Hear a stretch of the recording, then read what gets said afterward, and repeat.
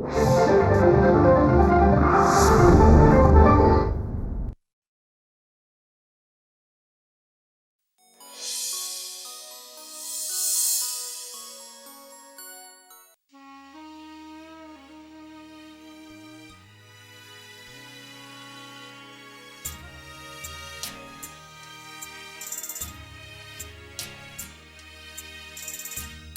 सांगू कस होत सोन्यावानी राव,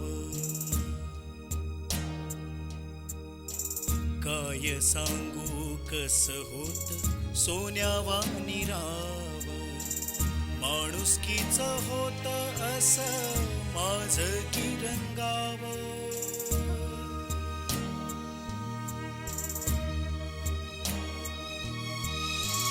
माणसांचा माझ्यात नाही तिथ ठाव, जमिनीला आला बघा आभाळाचा भाव.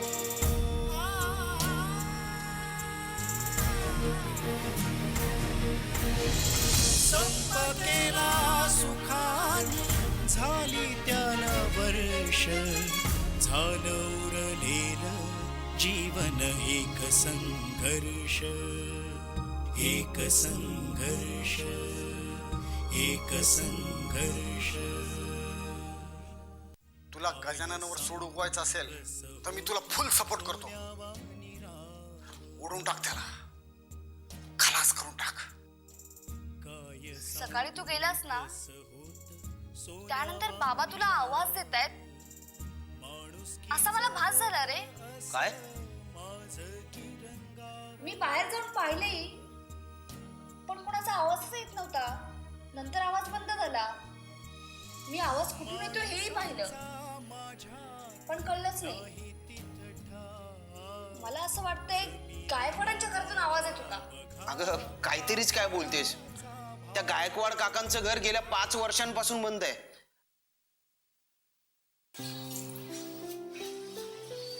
अरे आज झालं सकाळ सकाळ इकडे. तुला एक सांगू, हा आपल्या समोर कधीच काही बोलत नाही, पण पक्या भाई एकटा असला ना मन मोकळेपणानं गप्पा मारत बसतो. पक्क्याचा माणूस. हा काय राजू, सकाळी सकाळी दर्शन. अरे पक्या चहा सांग ना आम्हाला. अरे मग सांग ना. ए सलीम, त्या भटाकडे चहा सांग. हे पक्या भाई नेहमी नेहमी मलाच काय सांगत असतो रे. हा जा, आज मी काय जात नाही. या अण्णाला सांग ना चहा आणायला. काय मिया, ही जी अशी चहा वगैरे आणायची काम आहेत ना, ती आम्ही तुम्हाला दिली. हो का? मग आज आमचा मूड नाहीये, तुम्हीच जाऊन घेऊन ये. बरोबर आहे. कसा असणार मूड? त्या भटाच्या समोर राहणारी पिंकी आता राहत नाही ना तिकडे. ही पिंकी कोण? कोण पिंकी? मलाच माहित नाही. अरे भटाच्या दुकानासमोर, ए त्या भटाच्या दुकानासमोर तबेला माहितीये का?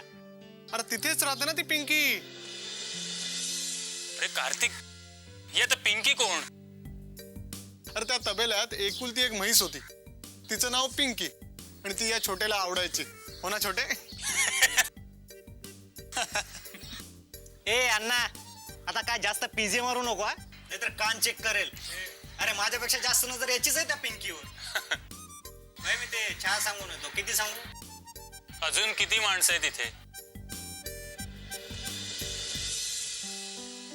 पक्या भाई मला आणखी चहा नको, निघतो मी. अरे पण थांब ना. अरे नको पक्या भाई, अरे काम आहे रे, जरा जाऊन येतो. ठीक आहे, चल सलीम ना. कार्तिक येतो.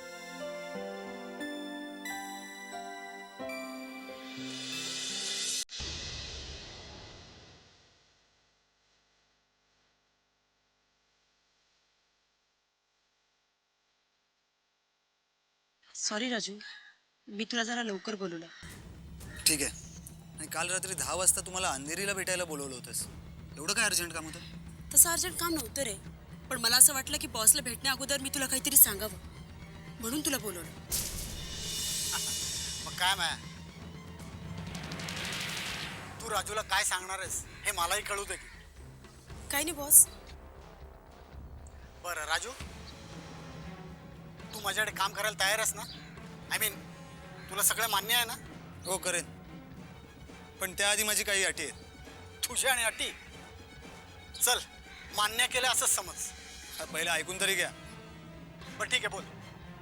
माझी पहिली अट, मी, माया आणि तुम्ही, याशिवाय मला तुमच्या कुठल्याही माणसाच्या संपर्कात यायचं नाहीये. ओके.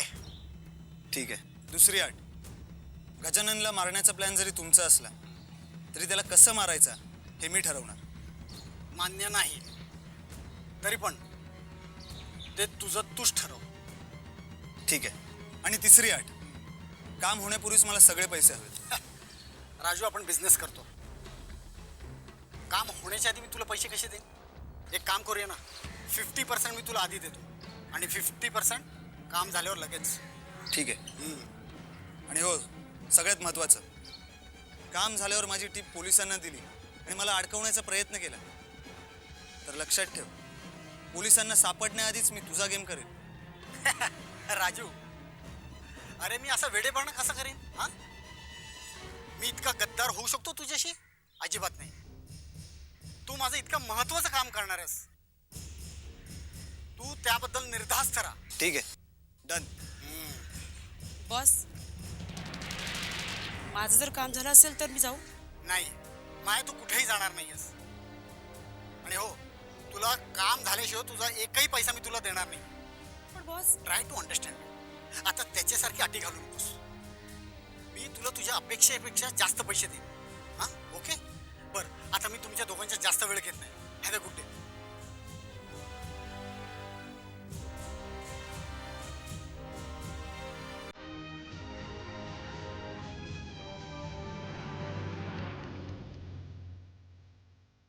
राजू, हा इथे कसा?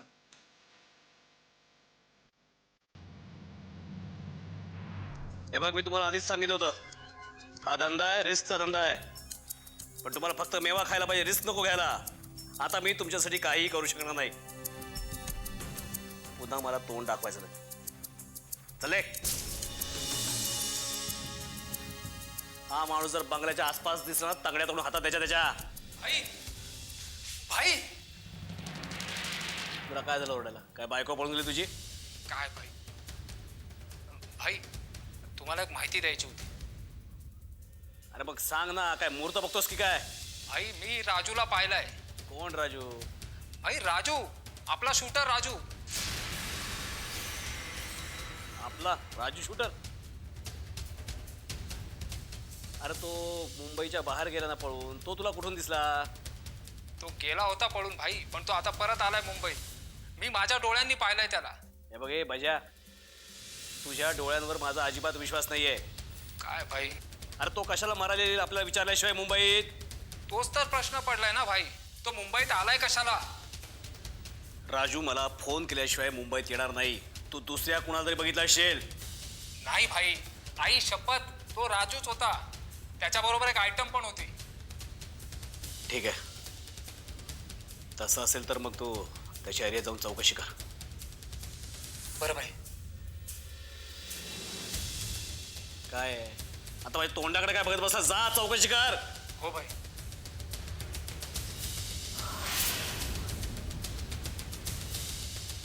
राजू मुंबईत? जीवन एक संघर्ष.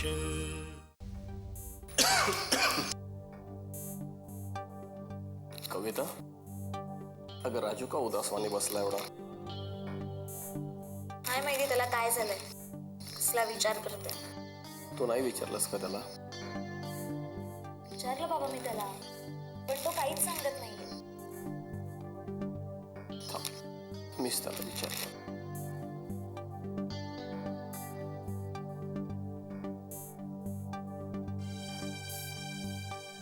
राजू, अरे असा का बसला शून्यात नजर लावून? काही नाही बाबा. हे बघ, अरे मी बाप आहे तुझा. मला तुझ्या चेहऱ्याकडे बघितलं की कळतं तू उदास आहेस म्हणून. काही विशेष नाही. हे बघ, कामाचं बिलकुल टेन्शन घ्यायचं नाही. अरे घरी आलास ना की सगळं विसरून जायचं. अरे हो, तुझ्यासाठी मी काय आणले? आंबे आवडतात ना तुला? बाबा मला तुमची आणि ताईची खूप काळजी वाटतं. अरे आमची काळजी करू नकोस. वास्तविक बघता मी काळजी करायला हवी. मी बाप आहे ना. पण बघ मी कसा बिनधास्त राहतो एकदम. देवाने जेवढे दिवस दिलेत ना तेवढे दिवस सुखानं जगायचं ठरवलंय मी. तू अजिबात काळजी करू नकोस. हे बघ कामाचं काही टेन्शन असेल तर सोडून दे. पण सुखानं राहा. ते जाऊ दे. कविता दर हे आंबे कापून आण.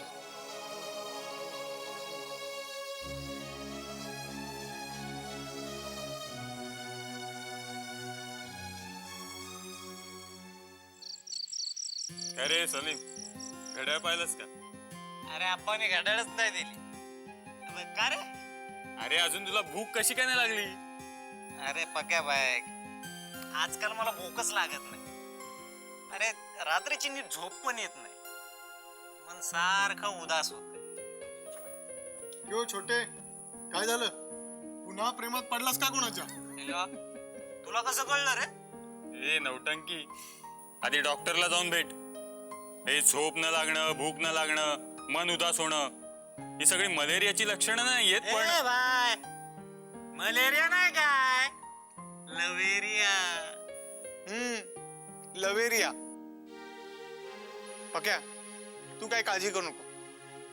हा असाच उदास मरणार. ए अन्ना मुंह संभाल के बात करा क्या? अरे एक दिन अपने सपनों की शहजादी नहीं रे राजकुमारी. हाँ एक दिन अपने सपनों की राजकुमारी माझ्या बरोबर असेल ना गाडीवर आणि तू बरं का ना तू उभा राहशील कुठेतरी हलवत हात. स्वप्नातली राजकुमारी हा गाडीवर. हा कुठल्या हातगाडीवर? अरे बाबा हा आपला पक्या बाय कशासाठी आहे? हा काय पक्या बाय बरोबर की नाही? अरे आपल्या आयटमला फिरवायला गाडी देणार की नाही तू? अरे गाडी अरे दिली म्हणून समज, पण राजकुमारी कुठे? काय बाय अरे येईल ना आज ना उद्या ती काय. अरे राजू नाईट शिफ्टला चाललायस? नाही रे पक्या बाई. अरे सुट्टींवर आलोय ना. म्हटलं आता आराम करूया. काम करून करून खूप थकलोय मी. अरे मग इतक्या रात्री कुठं निघाला? छमछमला. अरे छोटे सगळ्यांना तुझ्यासारखा समजतो काय? अरे नाही रे जरा फिरून येतो म्हटलं. घरी बसून खूप बोर झालंय. अरे मग थांब ना. तू बरेच दिवस आम्हाला भेटायला नाही आलास. नाराज आहेस का? अरे पक्या बाई असं काय म्हणतोय? नाराज आणि तुमच्यावर? अरे मेडिकल मध्ये चाललो होतो. बाबांची तब्येत बरी नाही. औषधं घेऊन येतो. अरे मग लवकर जा. मेडिकल स्टोअर बंद व्हायची वेळ झाली. अरे हो चला येतो. पक्या बाय मला राजूचे लक्षण काय ठीक दिसत नाही. त्याच्या वागण्यात पण खूप बदल झालाय. काय करणार आहे? एखाद्या माणसाच्या आयुष्यात लहानपणापासूनच संकट येत असतील तर तू तरी काय करणार? काहीतरी जुगाड करण्यातच गुंतलाय तो. जाऊ दे. बरोबर आहे पक्या बाय. बरं चला पक्या बाय चला निघतो मी. आब्बा वाट पाहत असते. अब्बा वाट बघतायत की शेजारच्या गणेश गल्लीतली खातूना? ए अण्णा तू नुसता हाच विचार करत राहा. अरे चमडी गेल्याशिवाय दुसरं काय सुचतं की नाही तुला? नाही ना. हा अरे वा अभिनंदन. मोठ्या अण्णाला टिप द्यावी लागेल का बघा बाय. काय मरवतो का काय?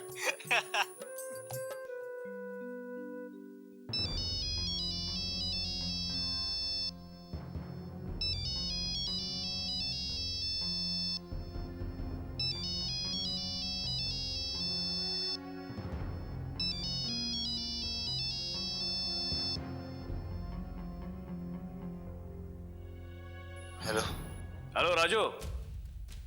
अरे बाबा आहेस कुठे तू? हा गेले 2 दिवस तुझा फोन नॉट रिचेबल येतोय.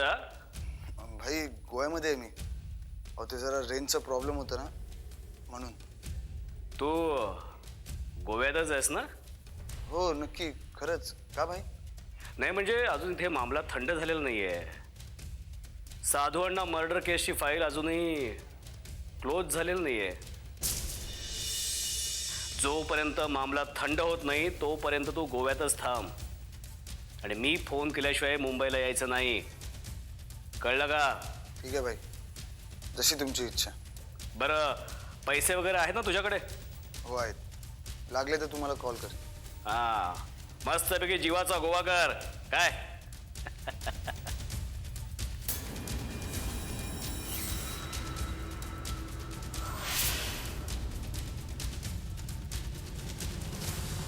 जीवन एक संघर्ष. माझा प्लॅन असा आहे की माझं पनवेलला एक साईटचं काम सुरू आहे. मी उद्या गजाननला माझ्या गाडीतून तिथं घेऊन येणार. त्याच्या आधी तुम्ही दोघं तिथं हजर असला पाहिजेत. ती बिल्डिंग अंडर कन्स्ट्रक्शन असल्याने तिथं कोणी फिरकणार नाही.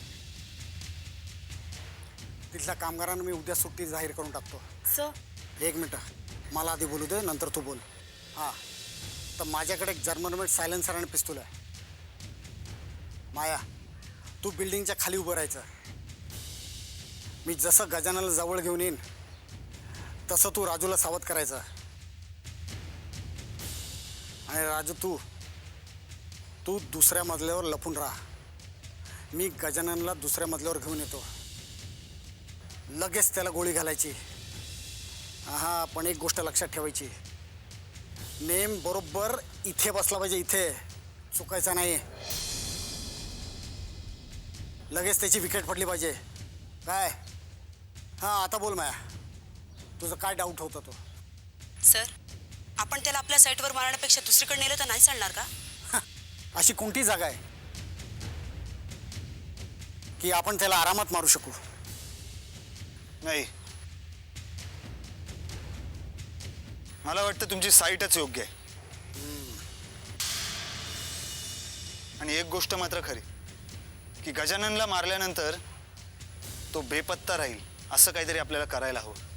म्हणजे त्याच्या बॉडीची आपण विल्हेवाट लावायची, डिस्पोज करून टाकायची. करेक्ट. पण पोलीस तपासात आपण सापडलो तर? त्याची तुम्ही दोघं अजिबात काळजी करू नका. गजानन उद्या माझ्याबरोबर एकटाच असेल याची खबरदारी मी घेईन. ठीक आहे. माया, उद्या रेडी राहा. आपण दोघं एकत्रच निघू. आणि एक गोष्ट, मी निघण्याआधी तुम्हाला फोन करेन.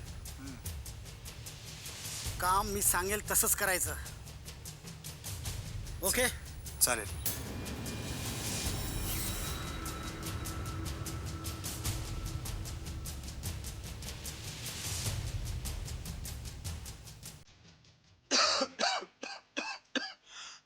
कविता, ए कविता, ठीक आहे बाबा. तू पहिलं मला पाणी आण. फार तहान लागली मला.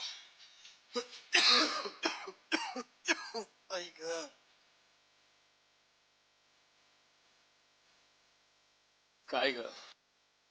अगं डॉक्टर काय म्हणाले तुला? माझा आजार पण वाढतच चाललंय. बाबा, बाबा कसं सांगू तुम्हाला? डॉक्टरांनी सांगितले की तुम्हाला लिव्हर कॅन्सर झालाय.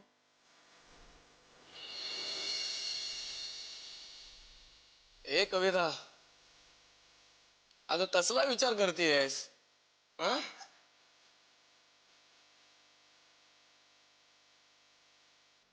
राजू आहे का घरात? हॅलो राजू. अरे बाबा, आहेस कुठे तू? गेले 2 दिवस तुझा फोन नॉट रिचेबल येतोय. भाई, गोव्यामध्ये आहे मी. अहो, ते जरा रेंजचा प्रॉब्लेम होता ना, म्हणून. तू गोव्यातच आहेस ना?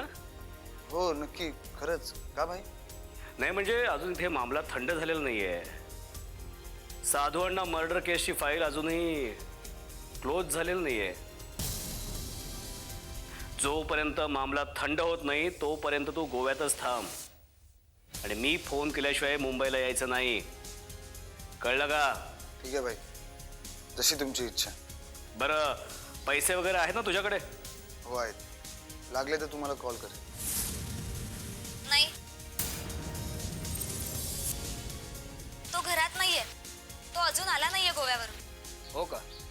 राजू मुंबईत आलाय हे मला माहिती आहे. मी माझ्या डोळ्यानं त्याला पाहिलंय. घरातच असेल तो. नाहीये सांगितलं ना तो एकदा घरात. तो अजून आला नाहीये गोव्यावरून.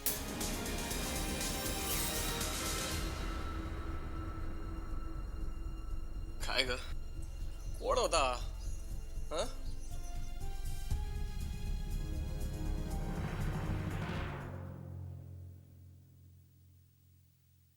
छोटे तो बघ, तो नक्कीच भुलटा चोर असणार.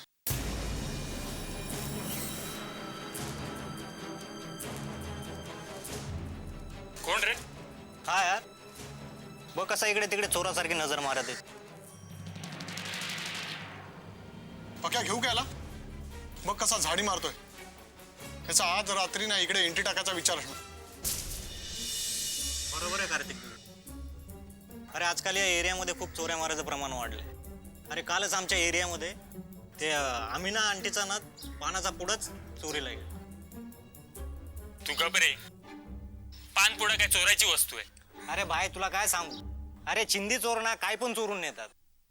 चोर बाजारामध्ये जाऊन बघ, तिथे ना चड्डी पासून ते सूट पर्यंत आणि फ्रीज पासून टीव्ही पर्यंत सगळं काय तिथे मिळतं.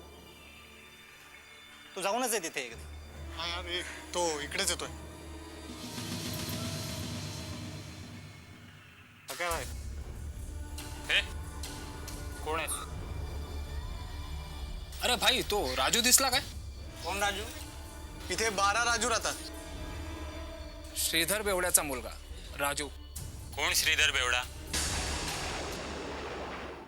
मी राजूला बघितला आणि तो मुंबईतच आहे. मी आत्ताच त्याच्या एरियात जाऊन आलो. राजू मुंबईत? हो. हा खोकण्याचा आवाज त्या घरातूनच येतोय. नक्कीच त्या घरात कोणीतरी आहे. कुणी आहे का? दादा, आत कोणीतरी आहे. कोणाचा तरी खोकल्याचा आवाज आला मला. कोणी नाहीये इथे. चल इथून. उगीच वेड्यासारखी इथे थांबू नकोस. चल. गप्प बस दादा. आत कोणीतरी आहे. अरे मी स्वतः आवाज ऐकलाय.